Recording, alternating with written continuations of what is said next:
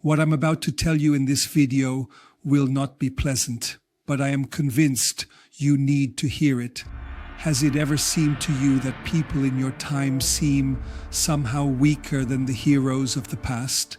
Perhaps you yourself feel that you do not have the power to resist the world of billionaires, politicians, or even the people around you that make your decisions.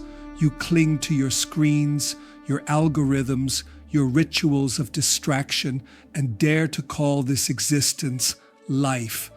But it is only the twitching of a creature trained to kneel. Modern weakness is not a condition, it is a choice.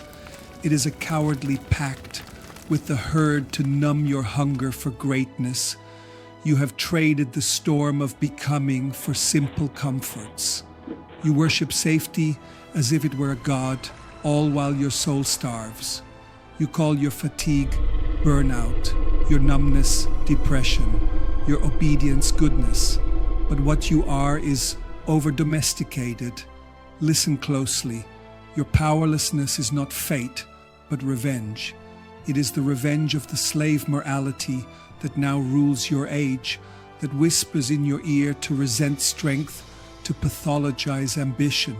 You have inherited a world where the ascetic ideal has put on new masks to deny the essence of existence. But it is this essence that drives the root through stone, the predator through the herd, the artist through despair.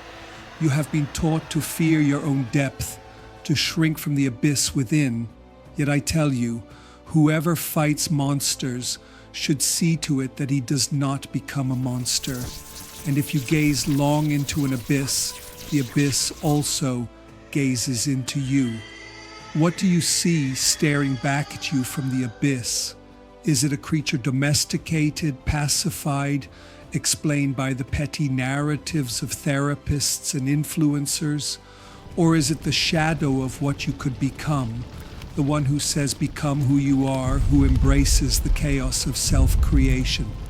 Consider your obsessions, your craving for fairness, your cult of trauma, your fetish for healing. All are symptoms of resentment, the poison that turns creative energy inward to fester rather than outward to conquer. The weak need their wounds to justify their smallness. They demand the world lower itself to their level. But what is the alternative? To will your own values, to impose order on chaos, to risk, to live dangerously. You have made a virtue of fragility, yet you wonder why you feel hollow. The secret: strength is suffering that has found meaning. The modern world denies you this alchemy. It sells you numbness as salvation.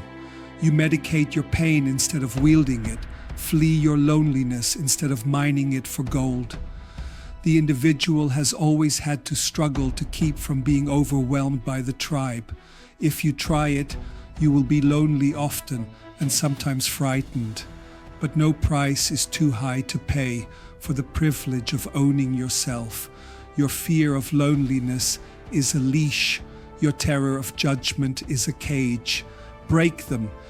You dwell in the age of the last man, blinking under the fluorescent glow of contentment, muttering, "We have invented happiness," as you scroll and consume and shrink. But the last man is a lie, a corpse animated by the ghost of dead ideals. To transcend him, you must first destroy him within yourself. Tear down the idols of progress, equality, normalcy that chain you to the herd. Let your anger rise, not the petty rage of the offended, but the sacred fury of the one who says, "I am no mere accident of nature, no echo of others' truths. I will to become a law unto myself." This is the essence of the Übermensch, not a superman, but an overcoming, a bridge from the human to the unimaginable. You will not find this path in safe spaces or hashtags, but in the storm of your own untamed will.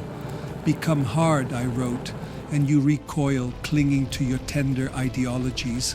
But let me be very clear, hardness is not cruelty, it is clarity, the discipline to burn away the rot and rebuild. Before you can fly, you must first learn to dance, to laugh, to be light. Not by wrath does one kill, but by laughter. Laugh at your shackles, your petty gods, your trembling excuses. There's no savior coming. There's no truth waiting in books or gurus or screens. The secret is not out there. It is in your spine, your flame. Reignite the will to power. Dare to affirm life, not as it should be, but as it is. And then, create. Do not focus on others but yourself. Shape yourself like art. Laugh in the face of your nihilism. Dance with your despair until it becomes beauty. Burn your false morals. Build a self so vast it casts shadows on the sky. The only redemption is to become the thing you were meant to be. If you feel powerless, it is because you have not yet chosen to become power itself. So choose, or stay kneeling.